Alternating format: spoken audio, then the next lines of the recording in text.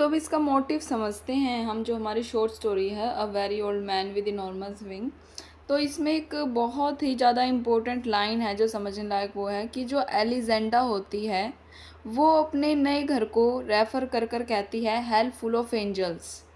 तो इसको समझते हैं, हेल फुल ऑफ एंजल्स वो क्यों कहती है। पहला इसमें हम पहले जानते हैं कि हेल क्यों कहा गया। तो इसमें हम देखते हैं गोपनीयता का भंग होना। जो बूढ़ा आदमी आने के बाद उनके घर में लगातार भीड़ लगी रहती है। लोग उसे देखने और उसकी चमत्कारी शक्ति का अनुभव करने आते हैं, जिससे एलिजेंडा और उसके परिवार की शांति भंग होती है। उसका घर एक सार्वजनिक तमाशा बन जाता है और वे अपनी निजता, प्राइवेसी खो देते हैं। सेकंड जो इसमें हम देखते वो है असुविधा और बोझ आदमी, उस जो बूढ़ा आदमी है उनके लिए एक बोझ बन जाता है। उसे खिलाना पिलाना पड़ता है, उसकी देखभाल करनी पड़ती है और वह उसके लिए एक स्थायी परेशानी है जो उसके सामान्य जीवन को बाधित करता है। फिर है थकान और निराशा। पर्यटकों की भीड़ और बूढ़े आदमी की निरंतर उपस्थिति एलिजेंडा को शारीरिक और मानसिक रूप से थका देती है। वह इस स्थिति से आज़ादी चाहती है। अब फुल ऑफ एंजल्स क्यों है ये जान लेते हैं। अब उनको आर्थिक लाभ हुआ तो बूढ़ा आदमी जिसे लोग एक स्वर्गदूत मानते हैं, उसके लिए प्रत्याशित धन लेकर आता है। लोग उसे देखने आते हैं और पैसा चढ़ाते हैं, जिससे एलिजेंडा और पेलायो आर्थिक रूप से समृद्ध होते हैं। ये जो स्वर्गदूत होता है उनके लिए एक आशीर्वाद साबित होता है, क्योंकि यह उन्हें गरीबी से बाहर निकालता है। फिर चमत्कारी उपस्थिति हम देखते हैं। हालांकि एलिजेंडा बूढ़े आदमी की वास्तविकता के प्रति संशय में रहती है। समाज और लोग उसे एक दिव्य प्राणी या स्वर्गदूत मानते हैं। उसकी उपस्थिति उनके जीवन में एक असाधारण और चमत्कारी लेकर आती है, भले ही वह उसके लिए असुविधाजनक क्यों ना हो। तो कुल मिलाकर ये जो लाइन थी ये दर्शाती है कि एलिजेंडा का जो जीवन है एक ऐसे विरोधाभासी अनुभव में बदल गया है, जहां उसे आर्थिक लाभ तो मिलता है, स्वर्गदूतों का आशीर्वाद, लेकिन साथ ही उन्हें अपनी प्राइवेसी, अपना जो शांति है, जो सामाजिक जीवन है, उसका त्याग करना पड़ता है, जो उनके लिए नर्क जैसा है। यह पंक्ति एक ऐसी स्थिति का वर्णन करती है जहां आशीर्वाद भी एक अभिशाप जैसा महसूस हो सकता है। तो पिलायो और एलिजेंडा की जो न्यू फाउंड अब लाइफ हो गई है, प्रोस्पेरिटी है उनकी, वो एक तरीके से फिजिकल मैनिफेस्टेशन हो गया, एक चमत्कारिक जादू सा हो गया है। ओल्ड मैन उनकी ज़िंदगी में आया है, ये एक वंडर है, यानी आश्चर्य है। क्योंकि जैसे स्टोरी ओपन होती थी हमको पता चलता है कि जो ये लोग हैं पिलायो और एलिजेंडा, ये एक बहुत ही हास्यप्रद पॉवर्टी में जी रहे हैं। इनके घर में क्रैब्स आ जाते हैं बारिश के टाइम पर, इनका छोटा बच्चा जो है वो बीमार होता है। फिर इनके पास एक ओल्ड मैन आता है जो कि हंड्रेड्स ऑफ पिलग्रिम्स को अट्रैक्ट करता है, जो इसको पैसे देते हैं जिससे ये अपना एक घर भी बना लेते हैं और एक अच्छा बिजनेस हो जाता है इनका। इनको इतना ही नहीं समझ आ रहा उसको कहाँ खर्च करे, इतना पैसा हो गया है, फॉर्चून इनके पास आ गया है। और एलिजेंडा कहती है कि इनका जो घर है वो हेल फुल ऑफ एंजल्स है, क्योंकि ओल्ड मैन का घर जो चिकन कूप होता है वो भी टूट गया होता है और फिर जो ओल्ड मैन है वो उनके घर में इधर उधर घूमता है, जो कि एलिजेंडा को पसंद नहीं होता। अब इसकी हम सिंबल्स देखते हैं। एक तो इसमें विंग्स हैं और स्पाइडर वुमेन है। विंग्स रिप्रेजेंट करते हैं पावर को, स्पीड को, लिमिटलेस फ्रीडम ऑफ मोशन को। और इसमें हम आयरनी देखते हैं, क्योंकि देखिए क्रिश्चियन ट्रेडिशन में जो एंजल्स होते हैं उनके विंग्स होते हैं और उनके ब्यूटीफुल विंग्स रिप्रेजेंट करते हैं ब्यूटी को, और कि वो एक एंजल है इस चीज़ को। लेकिन यहाँ पर आयरनी ये है कि ये जो ओल्ड मैन है, ये इसकी एज भी हो चुकी है, इसको डिजीज़ भी है और ये एंजल की तरह नहीं लग रहा, क्योंकि इसके फैदर्स अच्छी कंडीशन में नहीं हैं। लेकिन हालांकि वो जो बूढ़ा आदमी है जिसके पंख है उसके विंग्स डर्टी हैं, गंदे हैं और बहुत अच्छे नहीं हैं, लेकिन फिर भी वो मैजिकल तरीके से पिलग्रिम्स को अट्रैक्ट करते हैं और उनको पिलायो को और एलिजेंडा को पैसे कमा कर देता है। तो विलेज का जो डॉक्टर होता है वो एग्जामिन करता है, वो नोटिस करता है कि कैसे बहुत ही नेचुरल तरीके से जो उस ओल्ड मैन के विंग्स थे वो उसकी बॉडी से अटैच हैं। डॉक्टर सोचता है क्यों, मतलब सबके ही विंग्स क्यों नहीं हैं, जो कि ये चीज़ दिखा रहा है कि जो ओल्ड मैन है वो नेचुरल भी है और सुपर नेचुरल भी है, दोनों ही है। यानी वो लोगों को अट्रैक्ट करके पैसा भी उसने कमाया एक हेवनली तरीक़ा से, लेकिन उसके अंदर अर्थली क्रिएचर्स वाली फ्रेल्टीज़ भी हैं, जैसे वो बीमार है, कमज़ोर है। स्पाइडर वुमन एक चंचलता दिखाती है, ठीक है, जो कि बहुत सारे जो ऐसे लोग हैं जो खुद में इंटरेस्टेड होते हैं उस चीज़ को देखने जाते लोग उसके पास, यानी कि जो एंजल था उसके पास तो इसलिए जाते हैं क्योंकि उसको देखना, मतलब उन्होंने भी पढ़ रखा था कि भाई एंजल्स के विंग्स होते हैं, तो उनको भी मतलब उनको विश्वास हो गया कि हाँ ऐसा कुछ होता है। उसको देखकर उन्हें इतना विश्वास हो गया कि अगर इसके पंख है तो एंजल्स के भी पंख होते होंगे।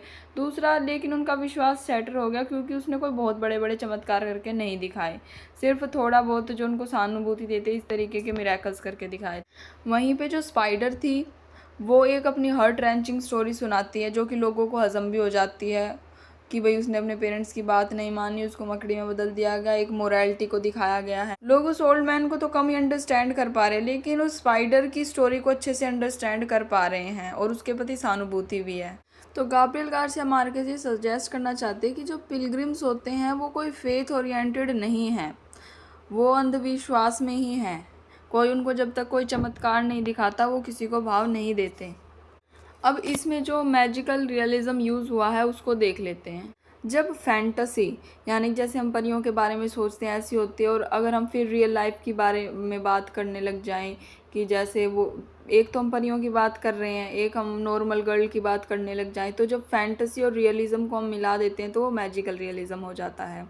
जैसे सिंड्रेला वाली स्टोरी है, सिंड्रेला एक नॉर्मल गर्ल थी, ठीक है, तो वो उसका रियलिज़म था, लेकिन फिर जब उसके पास वो 3 परियां आई, उसने उसकी ड्रेस को बदल दिया, उसका जो है व्हील बना दिया कद्दू से, तो ये एक इसमें फैंटेसी एलिमेंट आ गया, तो ये एक मैजिकल रियलिज़म बन गया। तो जो रूरल कम्युनिटी होती है लेटिन अमेरिका में, उनको जो फोकलोरिक स्टोरीज़ होती है वो सुनने में पसंद होती है। तो जो फोकलोर हम सुनते हैं उसमें ऐसी कुछ मैजिकल चीज़ों की बात भी होती है कि जैसे कोई आपको स्टोरी सुनाए कि पहले के जानवर बोला करते थे, तो ऐसे ही इन चीज़ों में लोगों को इंटरेस्ट होता है। तो जो गाब्रिएल गार्सिया मार्केज है वो रियलिज़म, फैंटेसी रियलिज़म डालते हैं, तो लोगों को अच्छा लगता है वो सुनने में, लेटिन अमेरिका के लोग इंटरेस्टेड है इसमें। तो अब ये जो हमारी स्टोरी है a very old man with enormous wings, इसमें हमने देखा कि एक सिंपल पिलायो और एलिजेंड्रा की लाइफ चल रही होती है, फिर यहाँ पर एक स्पाइडर वूमन आ जाती है, ये पंखों वाला ओल्ड मैन आ जाता है। एक तरफ हम देखते हैं कि क्रैब्स उनके घर में आने लग रहे हैं, जो कि एक रियल लाइफ को बताते हैं। फिर हम देखते हैं कि कैसे ये एंजल आ गया है, छोटे मोटे मैजिक करके दिखा रहा है, और किस तरीके से वो अपनी गाब्रिएल गार्सिया मार्केज अपनी लैंग्वेज का यूज़ कर रहे हैं। वो रेन को दिखाने के लिए कहते हैं the world has been sad since Tuesday. कितनी मैजिकल सी लाइन है कि संसार ट्यूसडे से ही उदास है। क्यों? क्योंकि जब से ही बारिश होनी शुरू होने लग रही है। तो इसमें जैसे वर्ड्स यूज़ किए गए हैं, जैसे the world had been sad since Tuesday, या फिर लाइक पाउडर्ड लाइट, या फिर स्वॉन्स ऑफ क्रैब्स। तो इस तरीके के जो टेक्सचर दिए गए हैं वर्ड्स को डिस्प्ले करने के लिए स्टोरी को, वो भी इसको मैजिकल बनाते हैं। अब जैसे हम ओल्ड मैन को देखते हैं, वो उसके अंदर कुछ एंजल भी कह रहे हैं उसको, लेकिन वो लीस से और रैग्स से कवर्ड हैं। तो इस स्टोरी का जो जॉनरा था वो था मैजिकल रियलिज़म।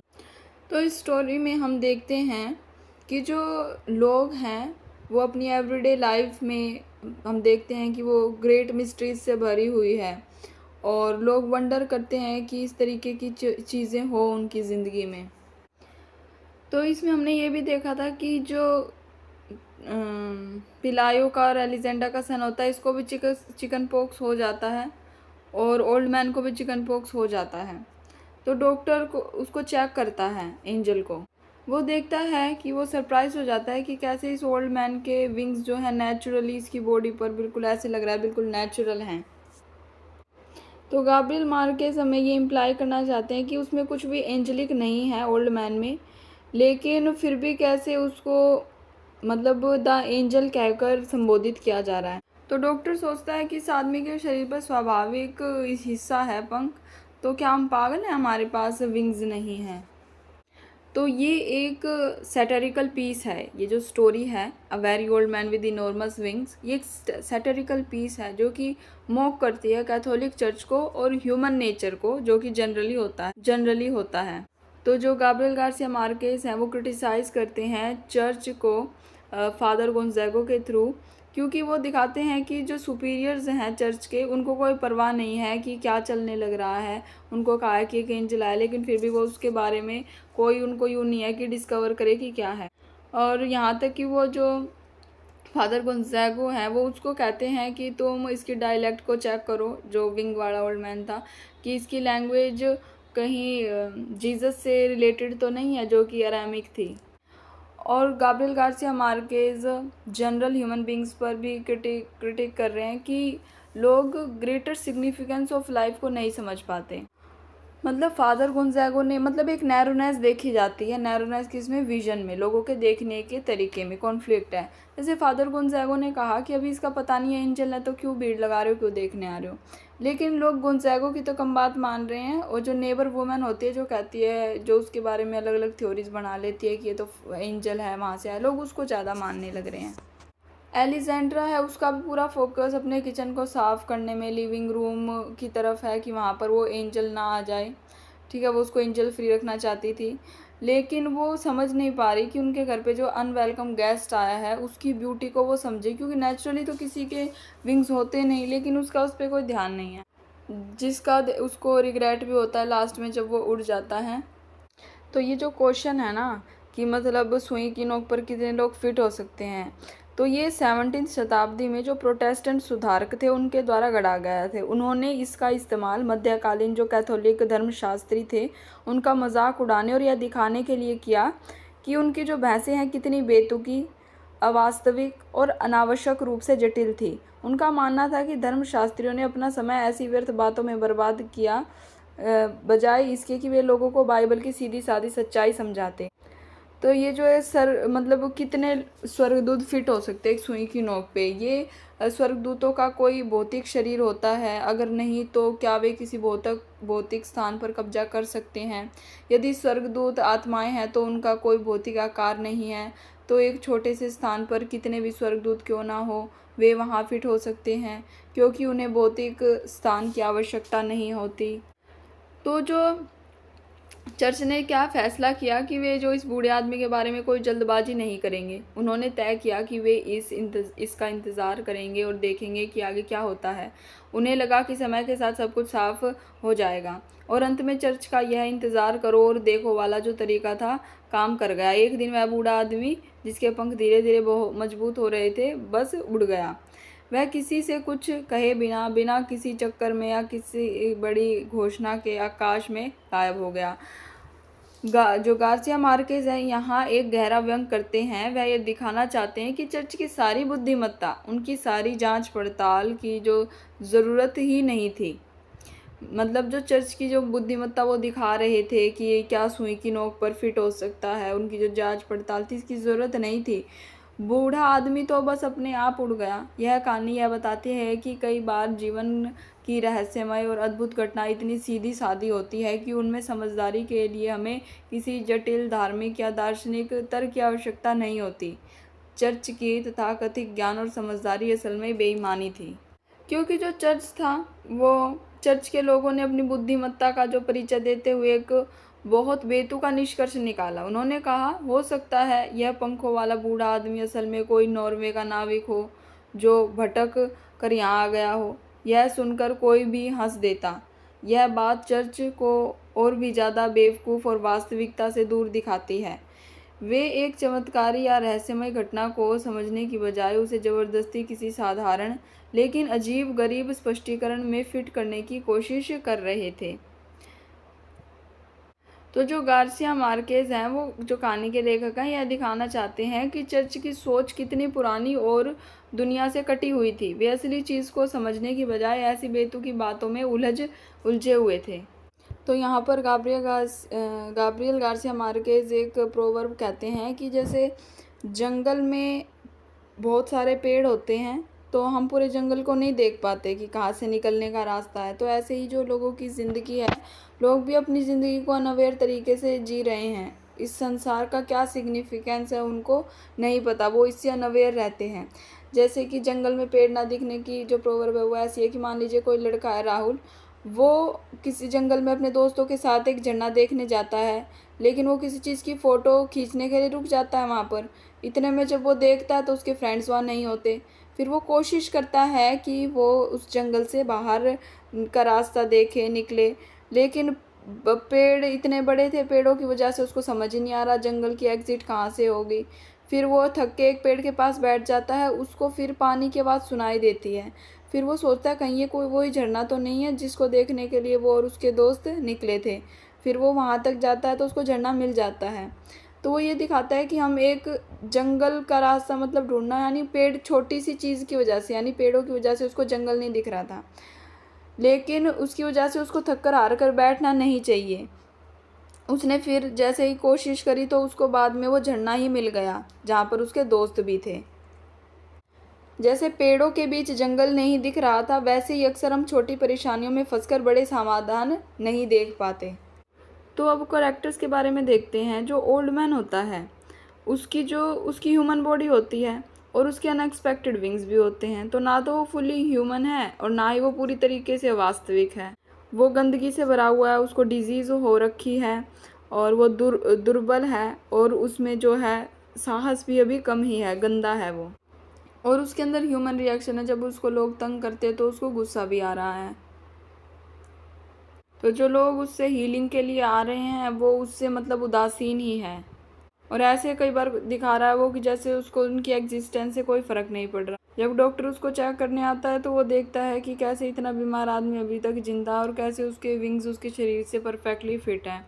तो एंजल में जो भी क्वालिटीज़ हैं, एंजल में जो होनी चाहिए, वो बिल्कुल अस्पष्ट हैं। तो यहाँ कुछ जो मुख्य बातें लेखक के द्वारा बताई गई है वो ये है कि देवदूत होने को मान लेना। लेखक बताते हैं कि जो कथावाचक है बूढ़े व्यक्ति के देवदूत होने को स्वाभाविक मान लेता है। चंद्रमा की धूल, लूनर डस्ट, और जो तारकीय परजीवी है, स्टेलर पैरासाइट्स जैसे विवरण उसकी अलौकिक उत्पत्ति की ओर इशारा करते हैं, ना कि किसी सामान्य इंसान की ओर। चमत्कारी शक्तियाँ, बूढ़े व्यक्ति द्वारा किए गए जो सांत्वना के चमत्कार है, कंसोलेशन मिरेकल, जैसे एक कुष्ठ रोगी के घावों से सूरजमुखी का उगना, causing sunflowers to sprout from a lunar's source, यानी पूरी तरह से अलौकिक है। ये घटनाएं दिखाती है कि उसके पास ऐसी शक्तियां हैं जो मानवीय समझ से परे हैं। फिर अंतिम रहस्य, इन सब के बावजूद लेखक निष्कर्ष निकालते हैं कि बूढ़े व्यक्ति का वास्तविक स्वरूप एक रहस्य बना रहता है, यानी the old man's true nature remains a mystery. वह वाकई में क्या है, एक देवदूत, कोई और अलौकिक प्राणी या कुछ और, यह पूरी तरह से कभी स्पष्ट नहीं होता। तो लेखक इस बात पर प्रकाश डाल रहे हैं कि कहानी में रहस्य, अलौकिकता और अस्पष्टता की भावना को बनाए रखा गया है, जिससे पाठक बूढ़े व्यक्ति के वास्तविक स्वरूप पर विचार करने को मजबूर होते हैं। अब पिलायो को देखते हैं। जो पिलायो है वो दूसरे विलेजर्स के कंपैरिजन में ज़्यादा काइंडर है। वो सर्टेनली कोई आदर्श तो है नहीं कंपैशन और चैरिटी का, ना ही वो ओल्ड मैन को डंडे से मारता है जैसा कि उनकी नेबर वुमन सजेस्ट करती है, लेकिन वो उसको चिकन कूप में बंद करके रखता है। तो जो पिलायो का प्राइमरी कंसर्न है वो अपने बच्चे के लिए है, ना कि थियोरेटिकल और थियोलॉजिकल स्पेक्यूलेशन करे वो फादर गोंजागो की तरह। और जो पिलायो का डिसीजन होता है कि वो इसको शेल्टर देगा ओल्ड मैन को, ये सजेस्ट करता है कि वो इतना भी कठोर दिल नहीं है, हार्टलेस नहीं है। और उस ओल्ड मैन को अपने घर में जगह देकर पिलायो ने मिस्ट्री को, वंडर को, मैजिक को अपनी ज़िंदगी में इनवाइट करा है। तो अगर हम एलिसेंड्रा की बात करते हैं तो फिर जो एलिसेंड्रा है वो भी अपने हस्बैंड के लिए एक परफेक्ट मैच है। वो भी अपने बच्चे से कंसर्न है, उसको इस बात से कोई परवाह नहीं है। उसके पंख है, कुछ एक्स्ट्राऑर्डिनरी उस इंसान में हो सकता है वो, और मतलब उसको प्रॉब्लम होती है जब वो उसके घर में घूमता है, और जब वो उड़ जाता है तब उसको रियलाइज़ होता है कि इस इंसान में कुछ एक्स्ट्राऑर्डिनरी था जिसके लिए उसको थोड़ा रिग्रेट फील होता है।